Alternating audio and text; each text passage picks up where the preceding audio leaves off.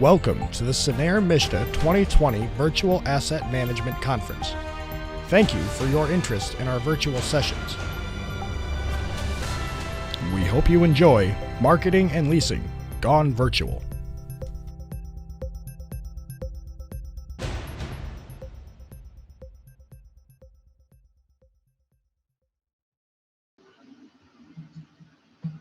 Hi, are you struggling to stand out from the competition? Looking at an empty tour calendar? Frustrated trying to convert leads into residents? Confronted with vacant apartments sitting with no reservations? It's a nightmare. If you answered yes to any of these questions, you're in the right place. I'm Elaine Simpson, owner and president of Occupancy Solutions, and I am honored to act as your host as we have what we call a think tank or a brainstorming with other incredible industry professionals like yourself. We're going to talk about some of the leasing challenges, marketing challenges, the good, the bad, the ugly, how to overcome them, what worked, what didn't, and it's going to be a conversation. So get your hand ready to take some good notes and get ready to make a difference in your community by some of the ideas that we have here. So welcome everybody. So before we get started, I thought it might be a good idea to ask if anybody off the top of their head has a challenge that you would like to address with this group so we can brainstorm it. I have some things that were sent in, but in case you want to start out the think tank, go for it. Okay, so one of the challenges that was sent in to us is that marketing has changed with COVID. And how do you know what to do, what to spend the money on, what works and what doesn't? So how have you, our attendees and guests, how's your marketing been affected by COVID? Have you made changes? Have you cut back on your budget? Have you increased your budget? So let's ask some of the people on our panel here. Jennifer, have you, with your senior communities with Lockwood, have you increased budgets, reduced budgets, changed your marketing strategy? What have you done differently because of COVID? Well, we definitely changed our marketing. We didn't have leasing phones until this hit, and then we acknowledged that we needed to do virtual leasing because we weren't able to bring anybody in. So then we started that. We got the leasing phones. We spent money on that. Everybody's got one and they're available.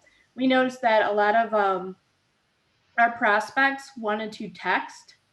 So that was a big deal for us. And then we also noticed that a lot of people wanted to see that apartment right away. So we had to take that phone either by Zoom or FaceTime or whatever they were using. And then we also noticed that we needed to train on technology for our teams. What kind of technology challenges did you have that you needed to train on? Well, nobody knew how to do Zoom.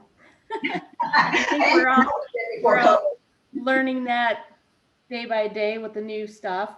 And then learning how to set yourself up on a virtual tour and presenting yourself well. And then even getting a stick so you can walk through the apartment. All that was new training.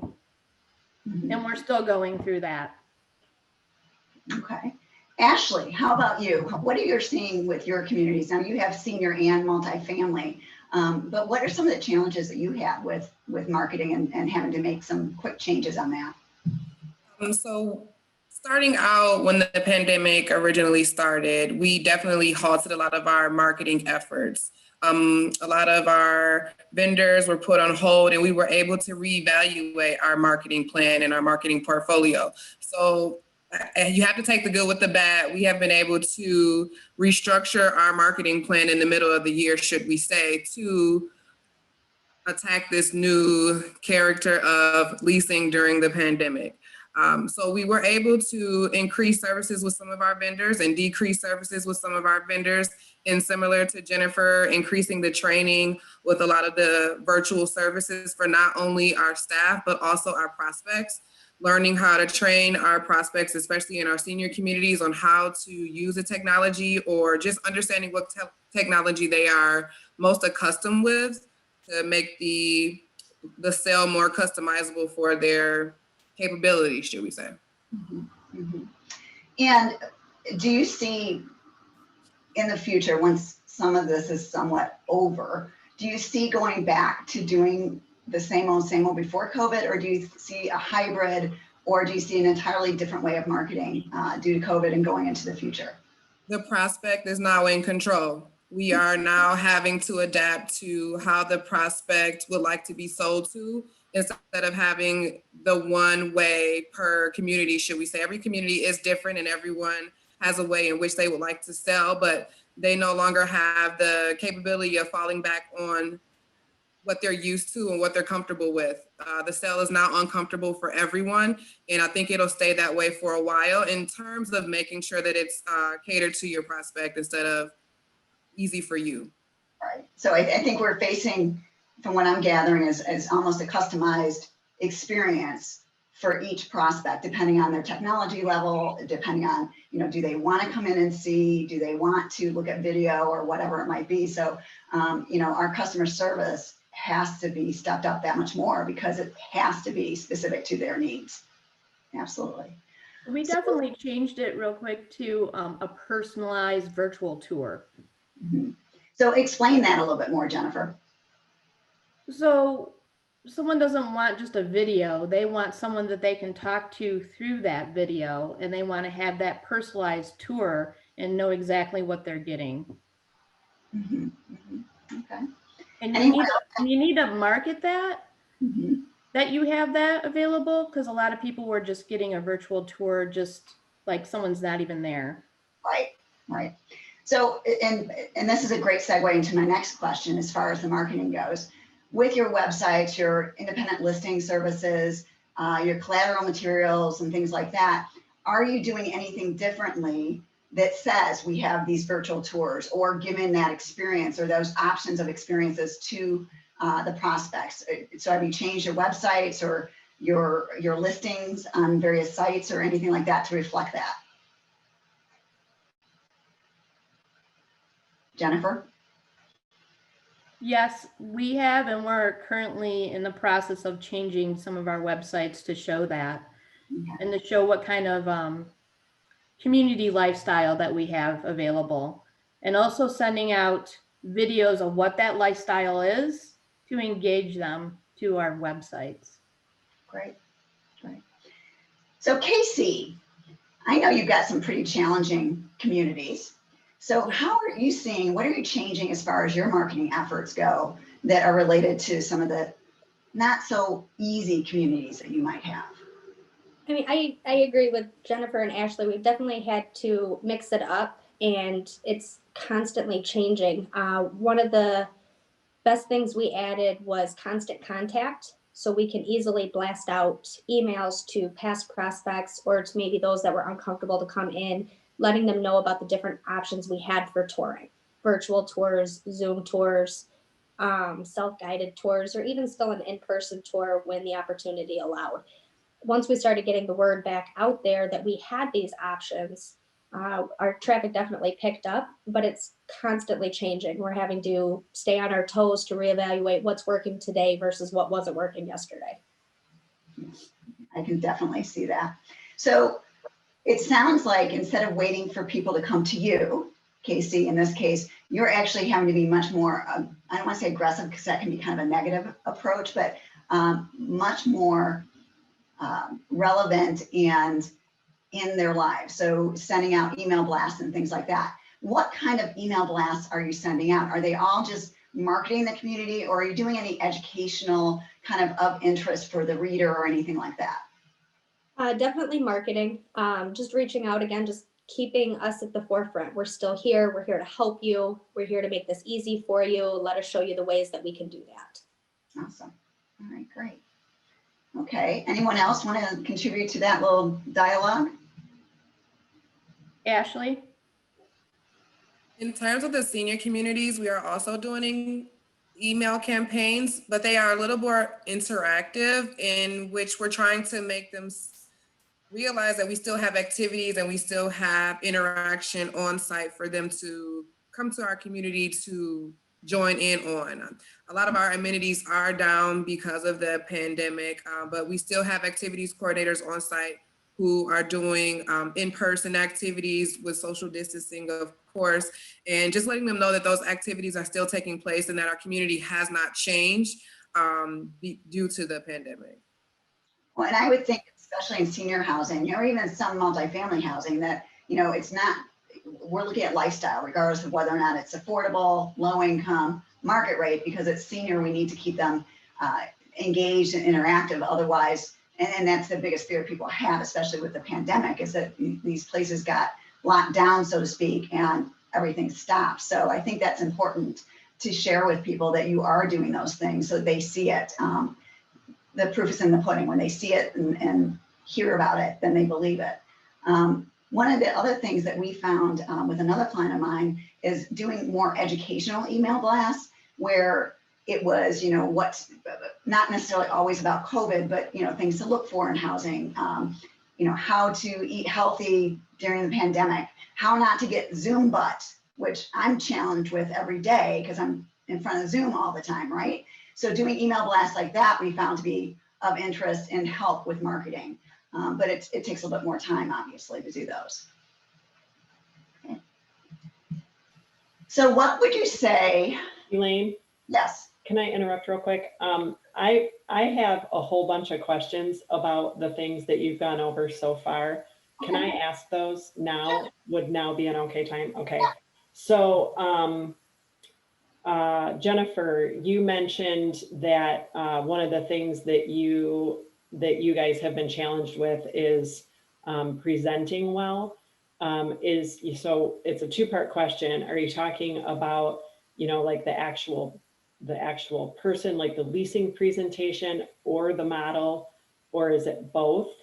And can you go more into kind of some detail about what you've done, like the challenges that you saw, and some tips on how to do that well?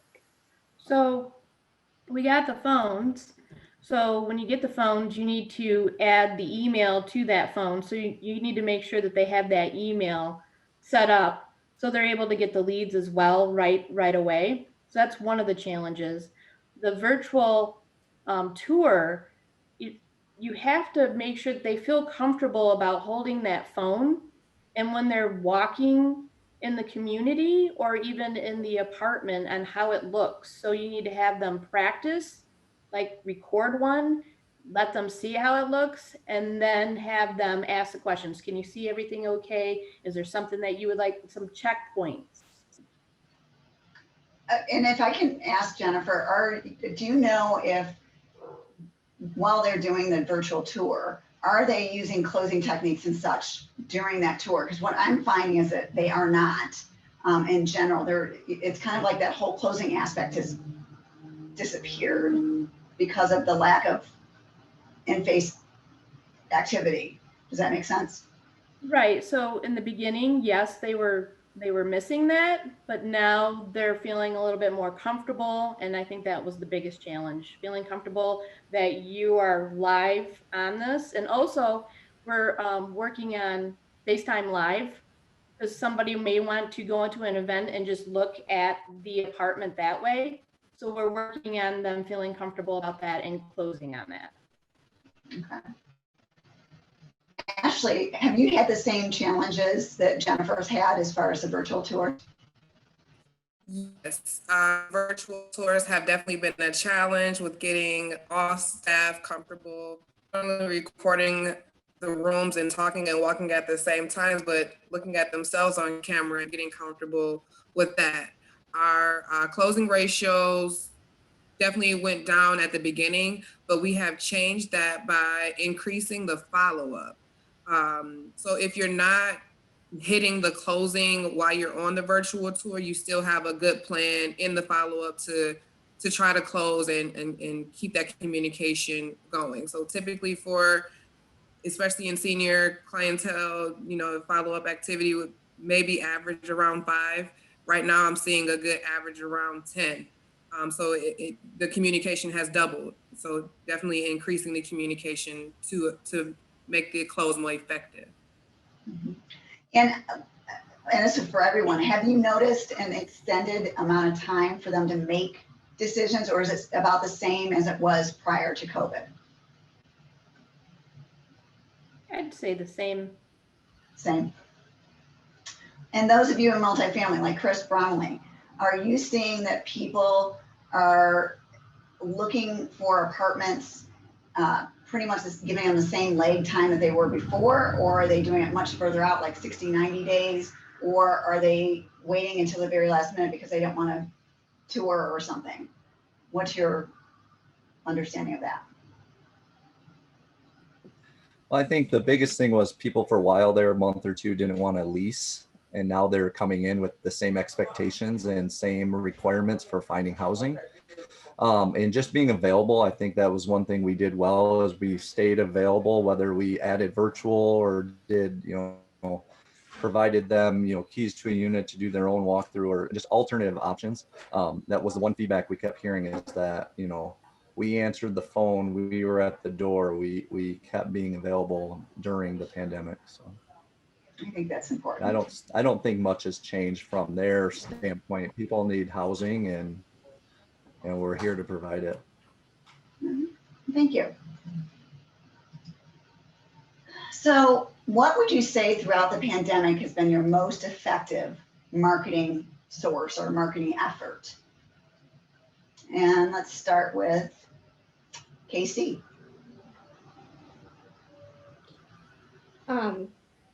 Most effective marketing effort. I mean, I would say probably the follow-up, like everybody else is saying. It's just constantly getting back to them, letting them know that we're still here. We're here to help them. We're here to make this easy for them in this crazy time. It's just been staying in touch with people. I'm not sure one effort, emails, constant contact, being able to reach out to them. But the follow-up, that's really been the best source at this point. What would you say has been your best lead source? Word of mouth. Word of mouth.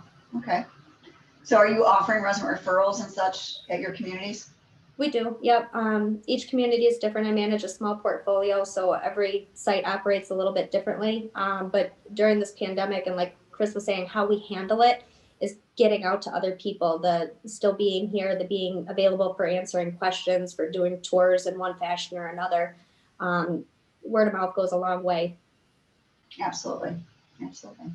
How about you, Ashley? What has been Associated Management's biggest lead source through this pandemic? Resident referrals. They're right in our community. They have the friends and the family members that are looking for housing. They know that we're in the office. They know that our office is open. That was one of the key points that I wanted to talk on today, is the fact that we are open and available. Not every apartment complex is open for all business hours, 40 hours a week. We are on staggered schedules, but everyone on site has been trained to lease. So that is something that has been effective for us as well, from the maintenance man all the way up to the community manager. Everyone is able to, give out a sense of information, collect information, or be able to start the process of the follow-up. And our residents know that, and I think they depend on us. And because of that, they're eager to share our services with others. Great. How about you, Lisa? I haven't picked on you yet today. What have you found for your communities have been the best successful lead source? Well, I can only think of, I guess I'll gear my conversation around one troubled property that I have. But ours actually was apartments.com, only because we weren't able to we're under construction at one of these properties. So all of the apartments were occupied or they were under construction. So we didn't have any to show at the time. So we, used an old virtual video and some renderings that we had from the architect company to show, through apartments.com and Google. Okay. All right. Wonderful. Anyone else want to share what they found to be the most successful lead source for their communities? Okay. So what is the one lead source that was working really well before COVID? That has a question. Okay. We actually utilized Facebook a lot for some of our sites, and that really seemed to be big this time around, and using the Facebook marketplace on a couple of our properties. And we got a lot of leads from that. So that definitely was a good source for us. Great. And what type of properties do you have, Shannon? I have a variety. I have quite a large portfolio of about everything. From seniors to tax credits to RDs to HUDs to a mixture of things. So we really pulled in the sites that were struggling a little bit more or had larger vacancy issues at the time, and utilized the Facebook marketplace. And the amount of messages and traffic we got from that was really impressive. And did that traffic and those leads actually turn into move-ins? Because I know that some of my clients are having challenges with that. Yes, I would say we were probably about 60%. Oh, wow. Turned Okay. into move-ins. So it was a good thing for us, and it filled up quite a few of our units pretty quickly. Okay. And I know you said you had a pretty diverse portfolio, but were there, was it primarily multifamily that worked really well for, or RD, or anything that you could identify? Not really. We had senior that it worked well for. We had our multifamily that it's working well for still. And really we're in some rural areas, so it's definitely helped us so people aren't having to travel and go places. They're just seeing it right there on Facebook. Nice. All right. So Facebook Marketplace is working for some. That's awesome. All right, great. So what lead source or advertising source were you doing before COVID that was really effective, that isn't as effective as it used to be due to COVID for whatever reason? Maybe it's not COVID related, it may be just timing or whatever, but is there something that you would either get rid of or have gotten rid of or had put on hold because it wasn't driving the leads that you need? I know that Ashley, you said you guys kind of cut some things, added some things. Were there some marketing sources that you deleted out because they weren't as effective during the pandemic? For sure, our open houses. But we have some sort of way tried to reinvent them. It was easier in the summer months. I'm not sure how we're going to do it for the winter months, but for the summer months, some of our senior communities had drive-through open houses where they would drive up to the portico, pick up collateral, and sit in the parking lot and listen to entertainment or watch a drive-in movie. So they would do one or the other. So I'm not sure what we will do for the winter months, but the open house budget has definitely decreased. Yeah. Okay. All right. What about doing like a virtual open house? I know that I had a client down in Florida that was doing that with pretty good success. And they did it more of a Facebook Live open house type event. And they did it for senior and family, and it worked well for both of them. So I wonder if that might be something to explore given our markets. Has anybody here done Facebook Live open houses? Doesn't look like it. Okay, well, maybe that's something you want to try. Again, I think going back to some of the virtual tips that Jennifer and Ashley and Casey and such were giving earlier, I think with the Facebook Live open house, it really helped to have a selfie stick to be able to show people around easier and give them better view. It also mitigates the stepping, the up and down as you step. So we also at one of the communities attached the selfie stick to a walker and did it that way to minimize it. So that was something that worked really well. Okay. All right. So What? we did have like a virtual event on Facebook. Mm-hmm. And that seemed to work. Would we put the event on Facebook and then we would have a topic or talk about socialization or downsizing, and that brought in a lot of people. Oh, good. And our curbside events had worked too. We ended up in one community, we had 11 people show up for that and 2 had rented. Oh, wow. That's great.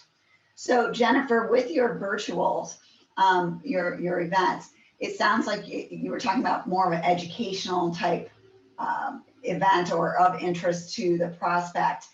Do you see yourselves doing that more often, especially with the winter months coming on and just trying to, I hate to say the word expose your communities to others, but to really educate them on what your communities have? Are you looking at doing more of those types of events?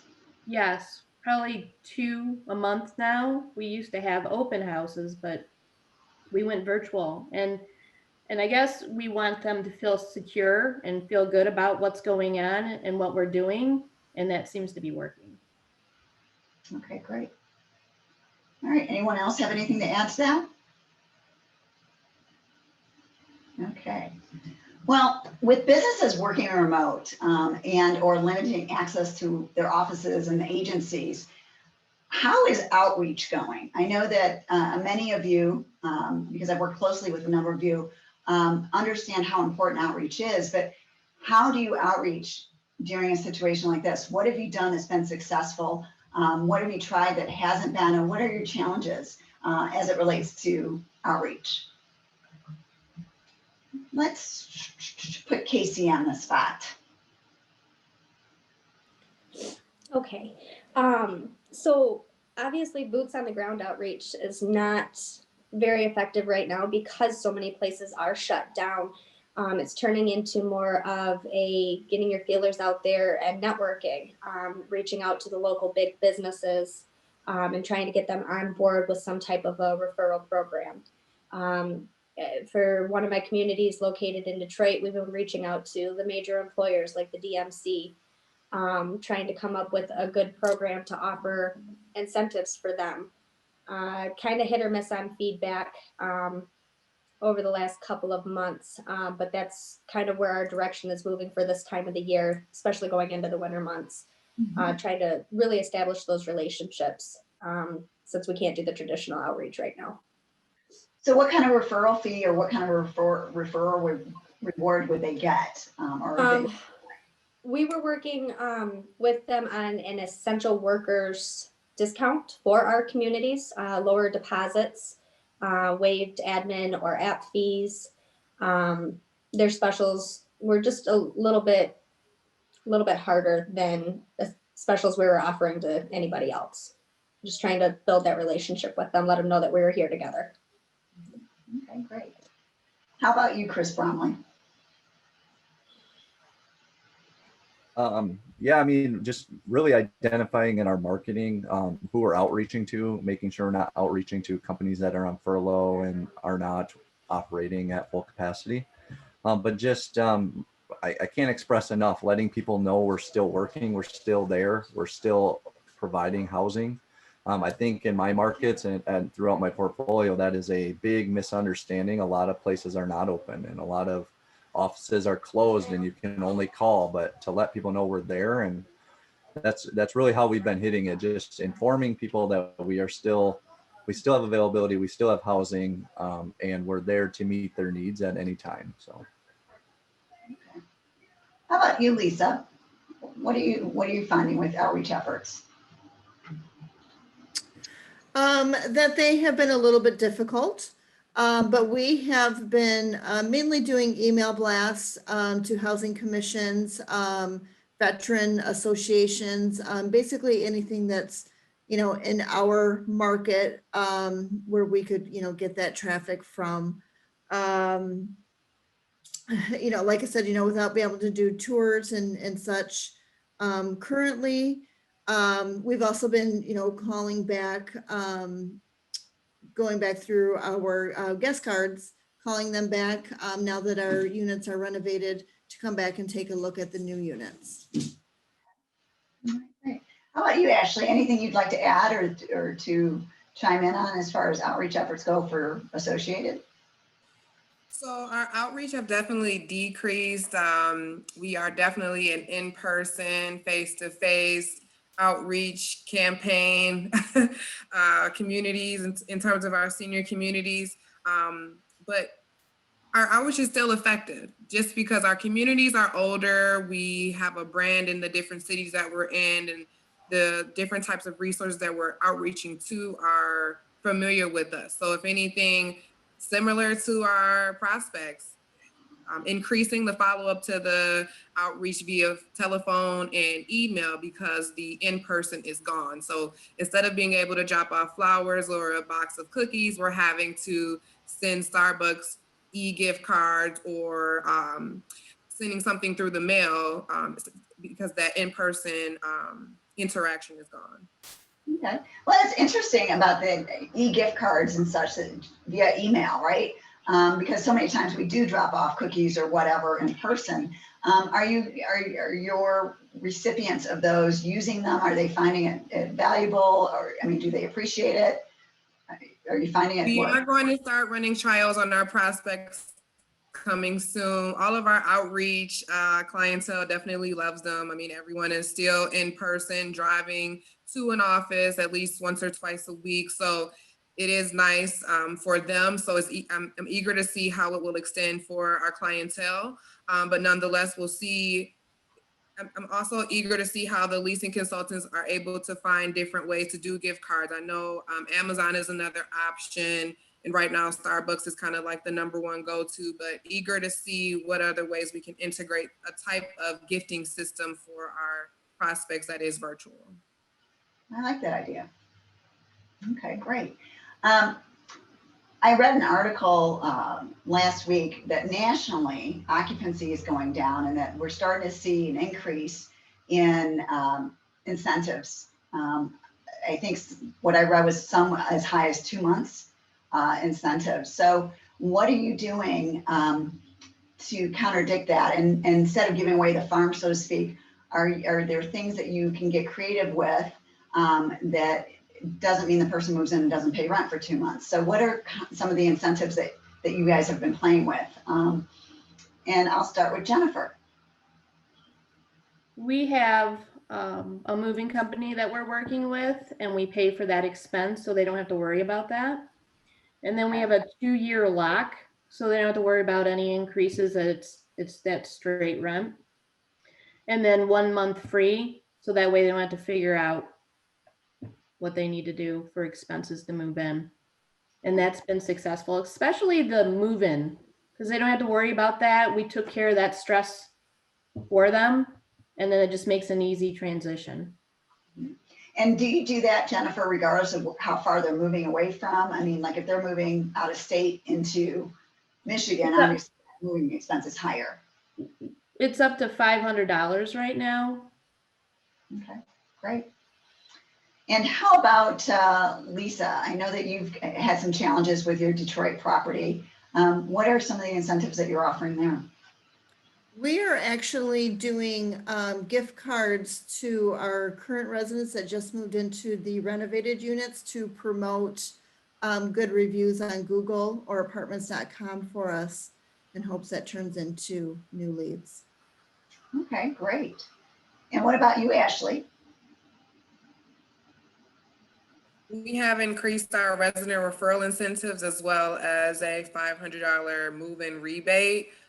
Typically, we do not offer specials at any of our market communities. So I am seeing that those emails are starting to come from the regionals, that they are slowly but surely increasing incentives. Mm-hmm. And how about you, Casey? We were offering 1 month free at move-in on a longer lease to try to close that gap when they all come up for renewal. And then again, the essential workers discount, we were offering a more aggressive special for those that are on the front lines. Okay, great. Wonderful. So Ashley, you mentioned Google reviews and things like that. I've noticed a bigger focus on reviews for many companies, given COVID and the situation that everybody's been going through. What are you doing besides the incentive you just mentioned regarding increasing those Google reviews or the apartments.com reviews and even good reviews on, shall I say it, apartmentratings.com. I mean, what are you guys doing for that? I wasn't the one who mentioned Google reviews. I don't know who it is, but I will answer that question. Yeah, We have RentPath managing our reputation management. So literally every time someone writes a review, they are responding to it and ensuring that the reviews are on all of our different platforms. And we also are sending out emails maybe 3 to 4 times. It has, let's put it this way, it has increased this year. We definitely haven't ever sent an email out to our residents to get a review as a mass mailing, but now that we have generated that email list for safety precautions and it's available, the leasing consultants have taken advantage of using it and have started to try to get more reviews from them so that they're posted not only to Google and Facebook, Instagram circle, but as well as the Place for Mom, caring.com senior advisor circle. Okay. How about you, Chris Bromley?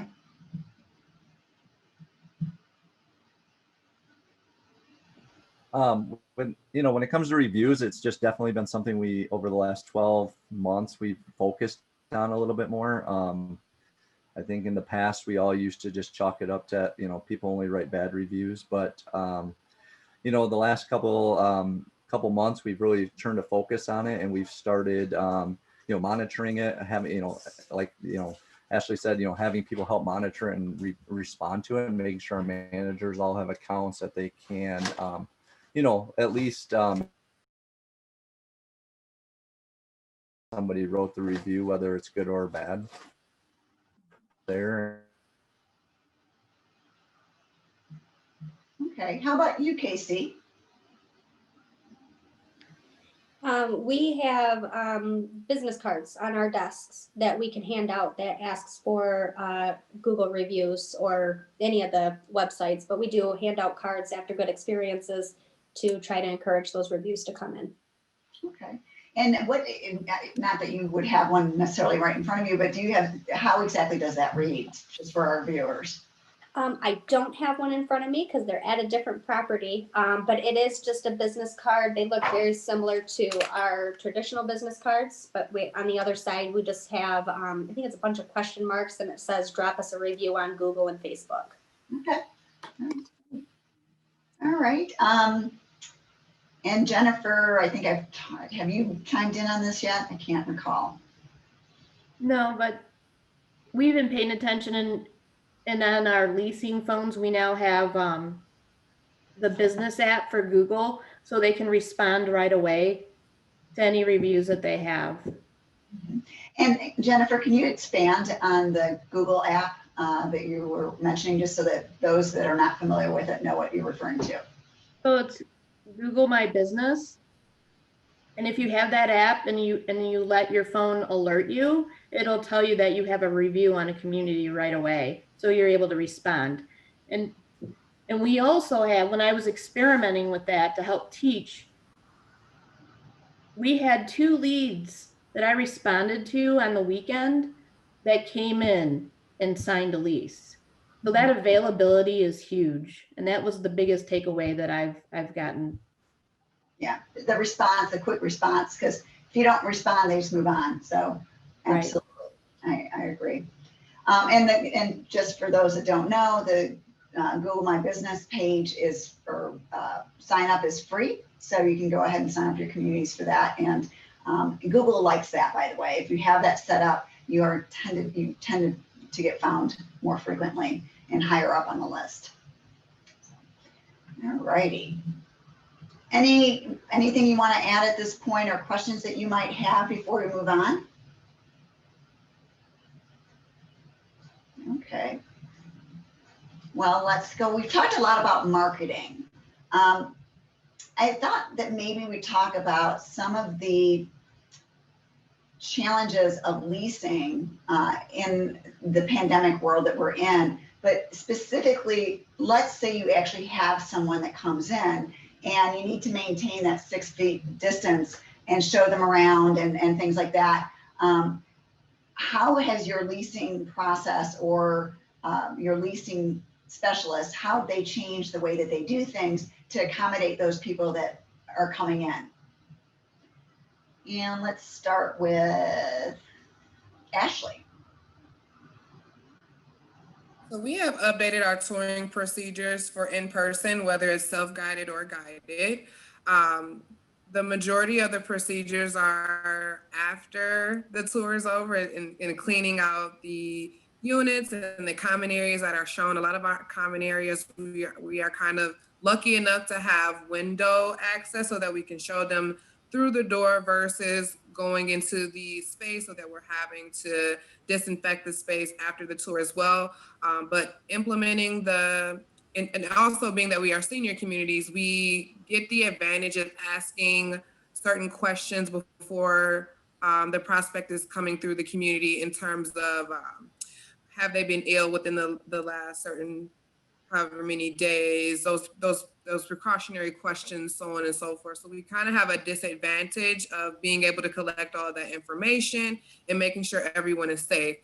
But nonetheless, we are wearing masks. We are staying 6 feet apart. We are riding the elevator separately, taking stairs instead of riding the elevators together, one person in the apartment at a time, propping the doors open so that no one has to use the doorknob or use the door handle, letting the prospect actually guide themselves through the model and coming back into the hallway with their questions. So instead of you literally carrying them with your hand, they're more so, once again, in control and guiding the tour, which definitely was a downfall at the beginning because no one knew how to close after that. But nonetheless, the procedures were put in place to make sure that everyone is safe, and we are adapting our selling technique to that versus being in control from the beginning.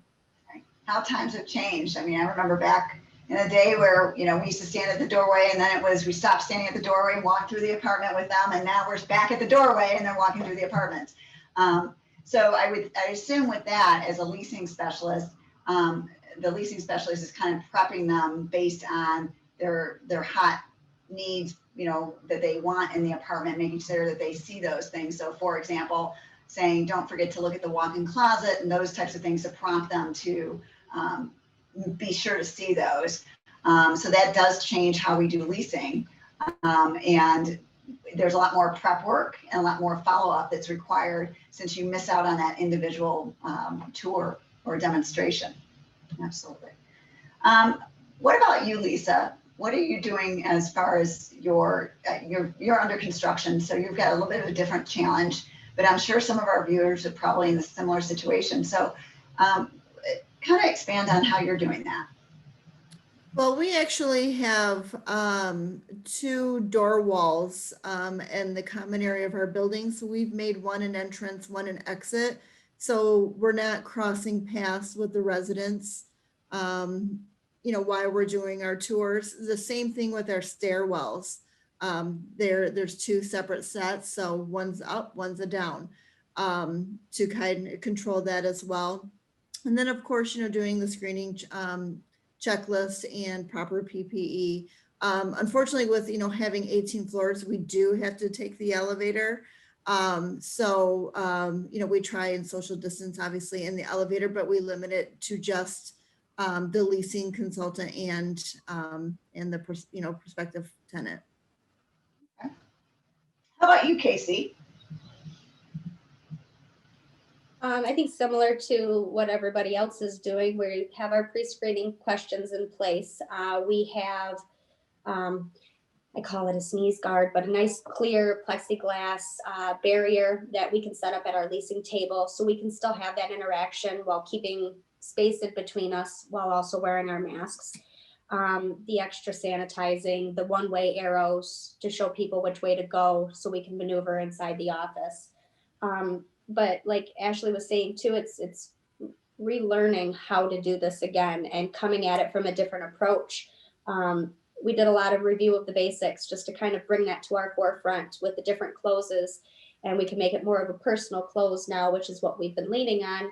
Take a tour of your new home. Did you check out your new closet? So like you said, we can hit their hot buttons. So it's just getting freshened back up on our skills again and learning a new way to do it, which is constantly changing. That is the name of the game these days, isn't it? Yes. It will continue to change for quite some time. So Are you, are any of you taking walk-ins without appointments, or are you all requiring them to do appointments only? Jennifer? We request that they do an appointment only, but if we have a walk-in, we are accommodating that. Okay. Do you treat the walk-in any differently than as if they had an appointment? Are there, I mean, obviously you go through the screening at that point, but is there any other? We go through the screening, the mask requirements, we have proper signage, the disinfecting, the whole ordeal. How about you, Ashley? So no matter what, we're trying to do most of the leasing over the phone. So if we were to have a walk-in prospect, especially if it was a family, we would definitely let them know that we, first of all, can only tour 2 of them maximum. And number 2, would probably try to educate them on our community over the phone or through a barrier similar to what Casey suggested. But nonetheless, we're trying to keep our staff safe so that they can stay in the office and also not contaminate our residents, because most of our communities are one building. So we do have a little more increased precautions, should we say, but the walk-in traffic is very low. So I think if anything, the prospect is more aware that some businesses are closed and calling to make sure that businesses are open before they're coming in. And that's why the walk-in traffic has decreased, but I think they're still interested in just walking in. But if anything, they're similar to myself. A lot of restaurants and businesses, stores that I frequent have specialty hours, and sometimes you pull up and they're just closed. So a lot of times I am calling before I frequent businesses. So I would imagine that's the reason for the decrease of walk-in traffic. Mm-hmm. Okay. So Lisa, are you doing just calls or appointments, or are you doing walk-ins as well? We are doing both because we're really hungry right now. So yeah, we definitely are doing both, but we do have the same requirements for both. Are you getting much walk-in traffic? We are actually, yes. You're in a pretty centralized location though, with lots of businesses and such around, correct? Right, yes. So I know you and I spoke a while ago, and at that time, most of the businesses were shut down. So that was a different situation. Now, obviously the businesses are slowly opening up, which is increasing your traffic, which is good. Sure. Great. So what other challenges are you experiencing at your communities as far as leasing and marketing goes, that you think that others may have experienced the same thing, or may be able to brainstorm a solution that can help us? So Jennifer, and this is where we're vulnerable because we're all part of the same team here in this situation, what are the challenges that you're facing that possibly others have faced and solved that may be able to contribute to your success? It's definitely the digital, figuring out different, like the Facebook. Just so you know, I don't know if everybody knows this, but I found out that they have a free coaching. So once you get into this new Facebook advertising, they'll coach you for free, which is nice. And I've been getting leads on, so we're learning that. And then you have to look at different avenues of social media. So when it goes to Facebook or Constant Contact, you don't want to put out the same messaging. You want to put different tiers of messaging. So maybe Constant Contact is what you're doing so it's safer in our community. And Facebook is advertising the personalization. So that was the biggest one, and we're still learning that. Okay. All right. And I know, Chris, you're part of Lockwood as well, but you have a different type of portfolio than Jennifer does. Are you having the same experience that she is, or do you have some other challenges? I think the biggest challenge was just listening to the prospects and offering them what they're asking for. I think we get used to, this is how we do things, this is how we lease apartments, this is how we show apartments, and people started asking for virtual and asking, well, can I just go look at it? Can you set it up so I can go in the unit and do a walk by myself? in the past, we probably would have said no. And now we're more open to that. And we're just really restricting the flow, but we're we're operating like normal, but with restrictions on how people come and go. And a lot of that was driven by the prospects. They asked us for, can you do this? Can you offer this? And ultimately we had to comply, and it's worked out great. Awesome. How about you, Ashley? I completely agree with Jennifer and Chris. And really the bulk of my commentary today, the prospect is now in control.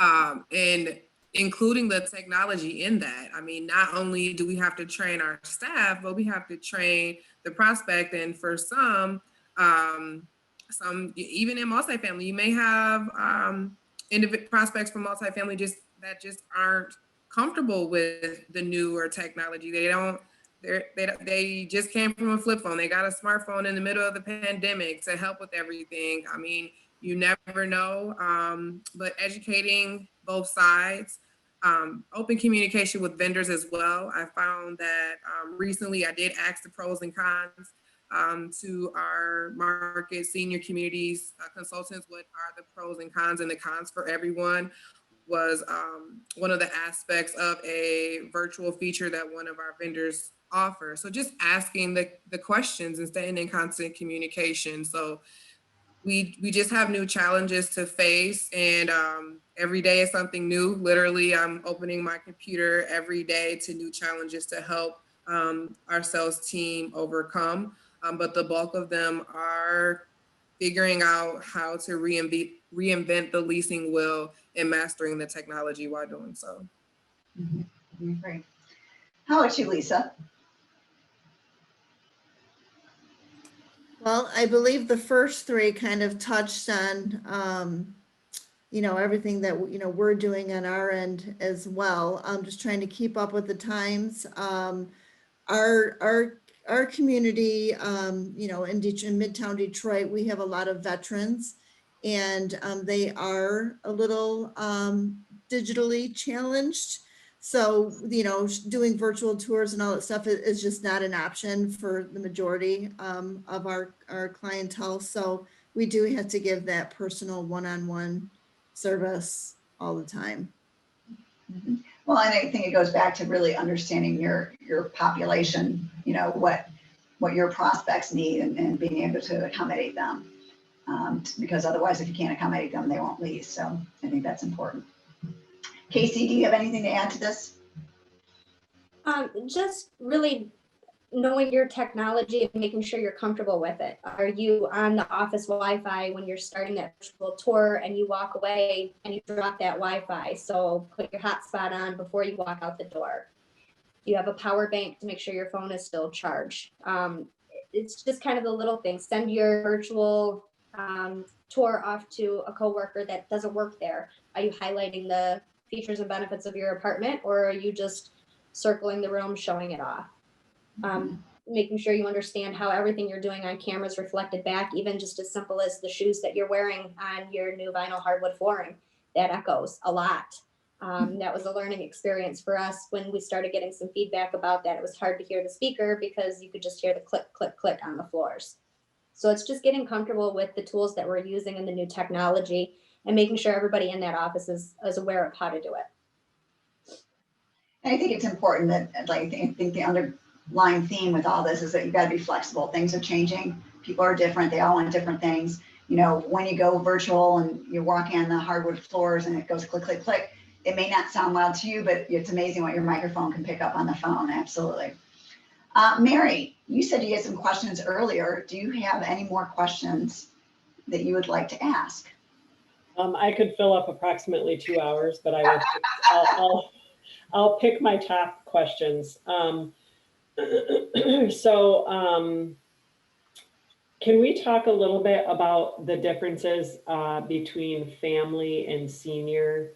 I think a lot of the people that have been talking are mostly senior, but I'm not positive about that. So is everything applicable to family and senior, or are there differences? Can we start with that one? And then I have like 4 more questions if we have time. And just to let you know, there is actually a pretty diverse group as far as who's speaking. I think that, and generally I would say yes, they're very similar, but I think the digital challenge is probably more prevalent in senior housing as opposed to family, although when you have veterans or if there's somebody's got a flip phone, they're not going to be able to do that. So, but that could be family or senior. Would anybody agree or disagree with me? Ashley, Casey, Jennifer, Chris, Lisa? I would agree, especially if we're dealing with the children. Well, and I think that's probably something that to look at because with seniors, often we're looking at the adult children that are doing the initial process of looking for an apartment community. So you've got there again, you have to be flexible because now you're not just dealing with the senior, but you're dealing with the family. So understanding that when you're dealing with the leasing of senior communities can be always be a challenge. Does that answer your question, Mary? Yeah, it does. Another thing that I was curious about was, are people looking at more or fewer places when they're, like we used to back, however many years ago, when I used to be leasing, we'd assume that people were looking at like 5 different places. So has that changed with this in these times? My opinion is the initial online search has not changed, but I think they're definitely narrowing it down to 1, maybe 2 places to go visit. So follow-up question then would be, if they're, I have a feeling, I guess I'm asking this, I suspect it's the case, but I'm just asking it to kind of confirm. Are people looking more online and then kind of making their decision based on what they're seeing online? And if that's the case, are people working to beef up their online presence more?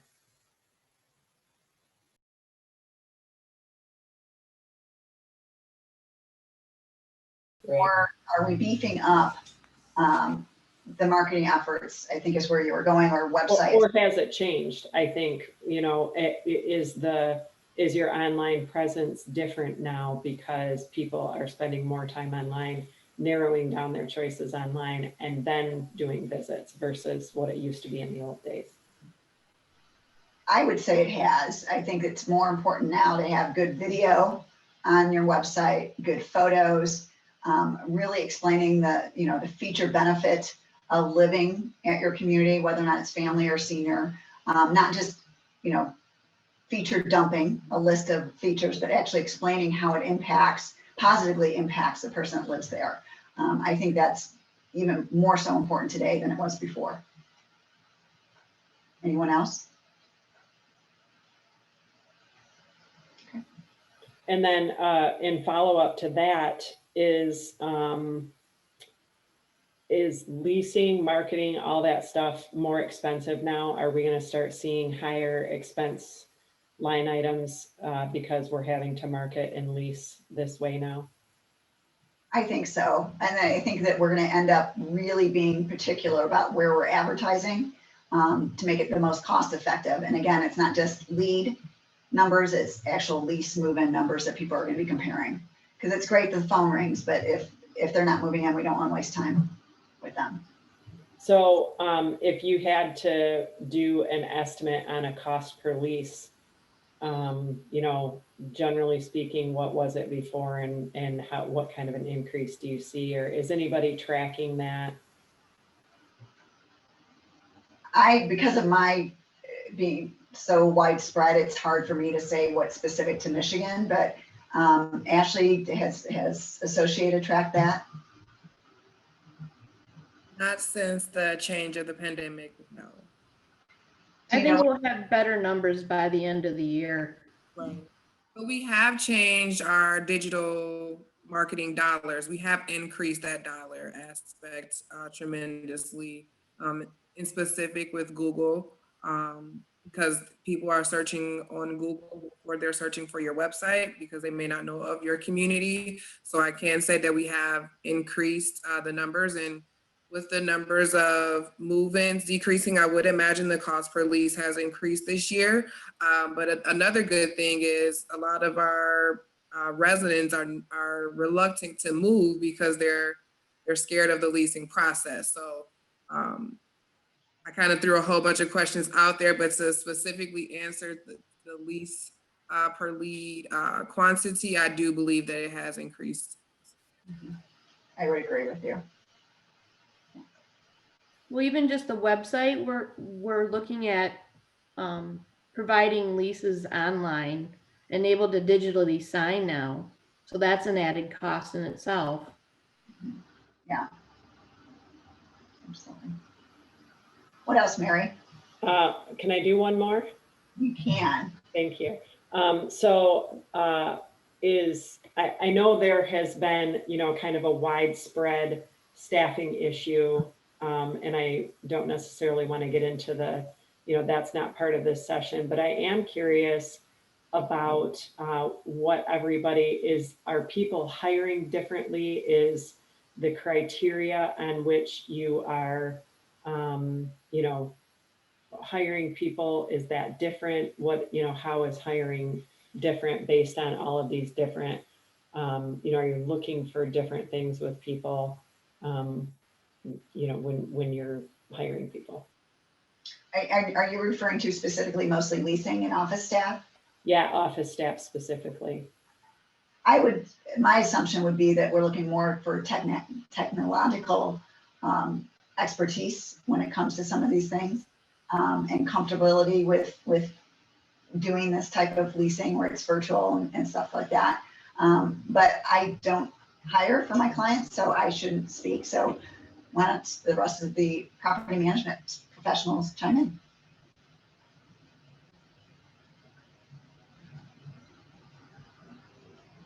Okay, since I'm the one that's missing 2 leasing consultants. So we were looking for someone that had experience, especially working with senior, and have ran into some blocks on that.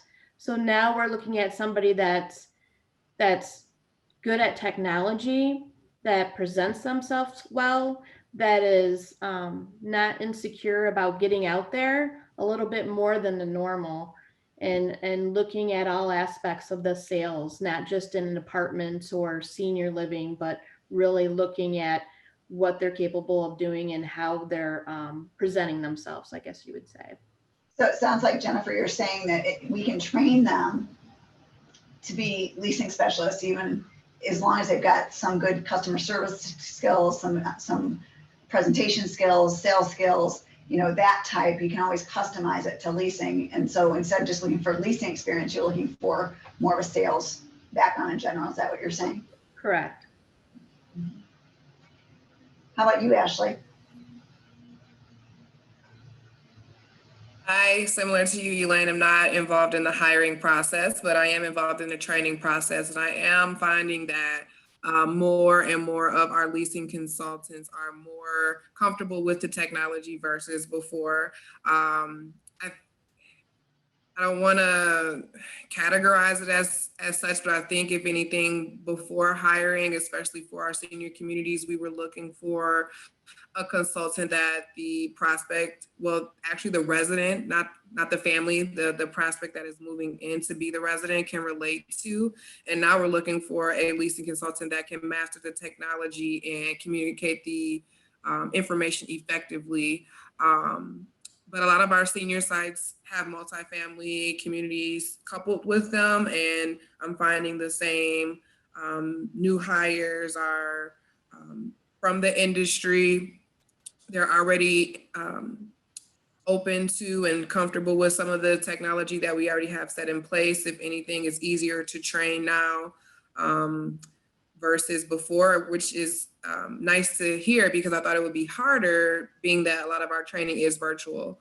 But a lot of our consultants are picking up to that, eager to include themselves in webinars and so on and so forth. So it is easier to train the consultants, should we say. Great. Well, I found all this information to be really helpful. Does anybody have anything they want to chime in on or ask a final question? All right. Well, hopefully our viewers will walk away with some good ideas and some tidbits that we shared today, and they'll be able to apply them at their communities to help with leasing and marketing during the pandemic and thereafter. So thank you everyone for participating. I really appreciate it. And look forward to seeing you guys sometime soon in person.